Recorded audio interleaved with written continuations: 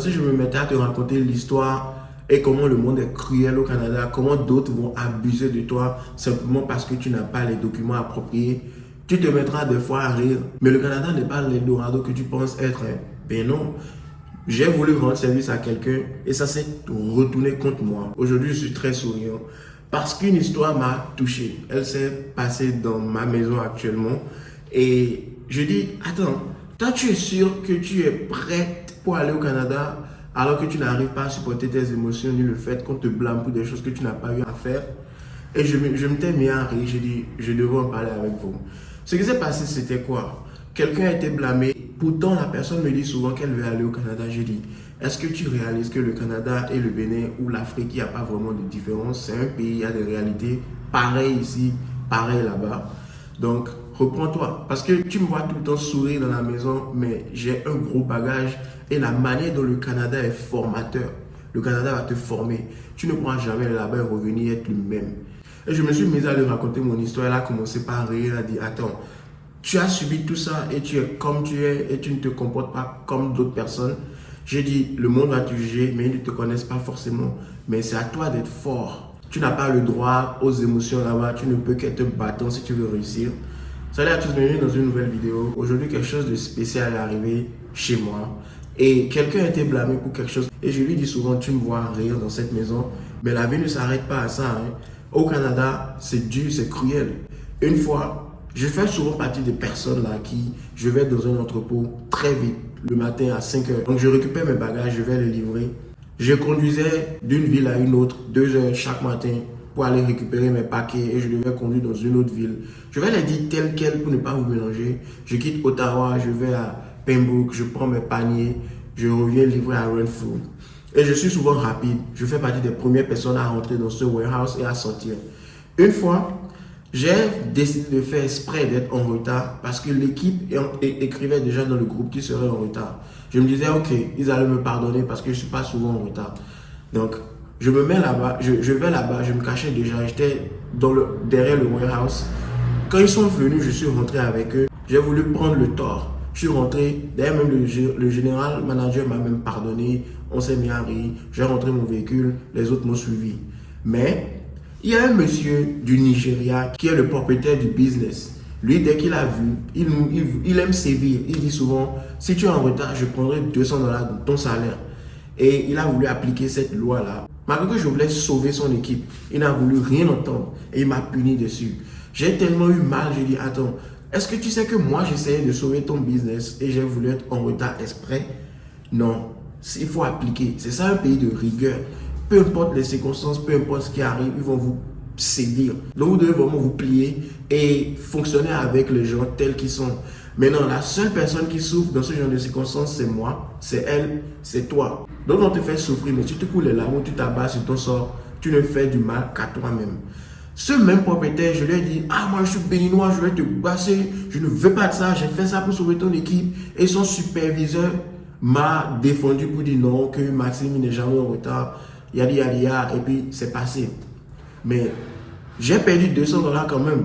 J'ai récupéré d'autres paniers plusieurs fois et l'amitié de mes coéquipiers. Mais le monde ne regarde pas forcément ça. Ce même monsieur m'a piégé comme un chien. Je lui ai dit non, désormais ma vie va mieux, je retourne à l'école, je ne veux plus travailler. Je préfère suivre mon parcours que j'avais laissé parce que je n'avais plus les documents appropriés. Quand j'ai dit ça, quand j'ai été honnête et je lui ai dit, ça a été la mort qui m'a causé beaucoup de trous au Canada. Il a dit, ah ouais, il n'y a pas de problème. Je n'ai même pas vu ça venir, mais il me guettait tout le temps. Puis on s'est disputé une fois. Et vous savez comment le Canada va vous utiliser quand vous êtes sans documents ou quand le monde n'a pas pitié de toi et rien ne t'attend vraiment toi. C'est le jour où je travaillais et la police m'a arrêté. On m'a dit que j'ai volé la voiture. Quand je suis arrivé, j'ai vu celui qui a fait l'appel. Je l'ai vu, je lui ai dit, mais attends, comment ceci est possible? Tu m'as vendu la voiture. Et j'ai commencé à faire 1 plus 1 plus 1. J'ai dit, ah, j'ai fait l'erreur de lui dire que j'allais quitter le boulot. Il voulait récupérer la voiture. Il ne savait pas comment me piéger. Et il m'a créé ce scénario. J'ai perdu la voiture. J'ai été menotté. Dans la voiture, c'est comme la vie m'avait tellement giflé que je ne savais plus trop quoi faire. J'étais zen et je riais derrière.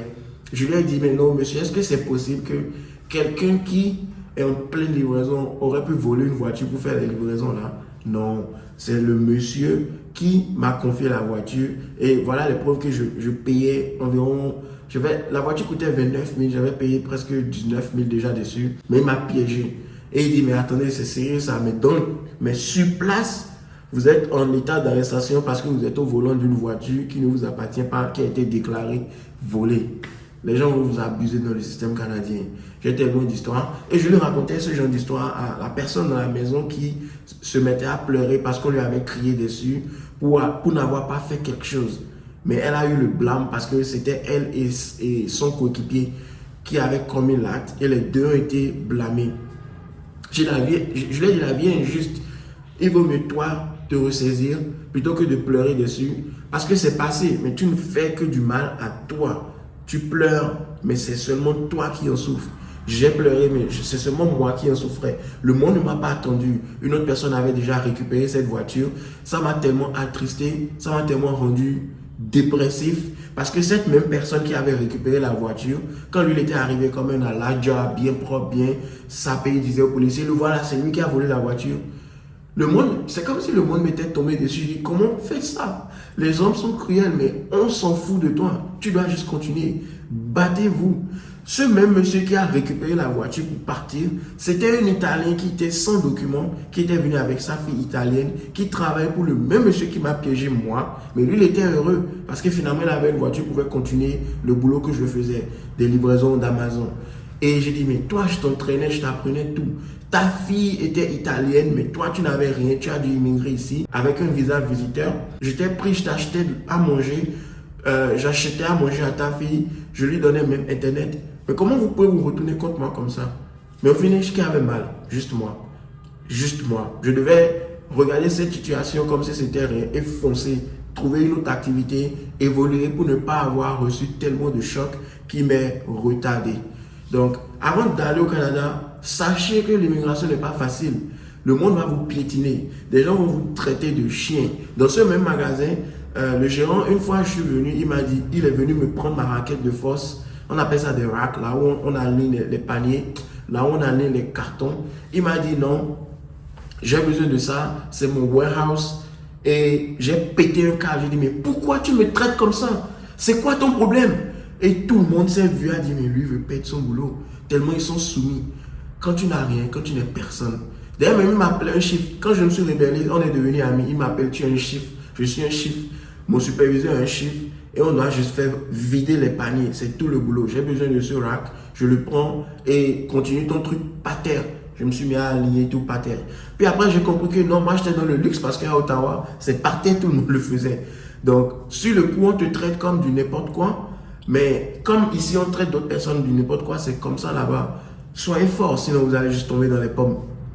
Ou d'autres qui, en plein hiver, elle va dire non, moi je viens du Québec et je ne supporte pas la chaleur. Vous les immigrants, ouvrez-moi les portes du magasin. Et tout le monde a froid, tout le monde gèle, tout le monde veut juste vite travailler. Je ne peux pas dire son nom. Et bah voilà, c'est des choses comme ça qu'on subit tout le temps. Ou une fois je travaille à Montréal, on va t'appeler, ça goûte, on va te dire ça goûte le pipi, il est trop foncé. Des choses que ça t'attriste, mais tu ne peux que continuer.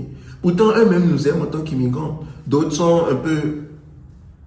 mais ils vont pas vouloir le montrer, mais ils vont se comporter comme ça. Tu travailles dans le même magasin. Moi, j'ai quitté ce boulot automatiquement après un mois. Parce que je ne pouvais pas tolérer ça, que tu me traites comme un illettré, un con. Parce qu'on parlait différents langages. Elle parlait le québécois, je parlais le français. Mais je ne comprenais pas. Donc, on me traitait de... Alors que tu ne parles pas bien le français. Et mon ami qui était à Montréal beaucoup plus longtemps que moi, eux, ils se comprenaient. Donc, c'est comme ça. On vous juge des fois.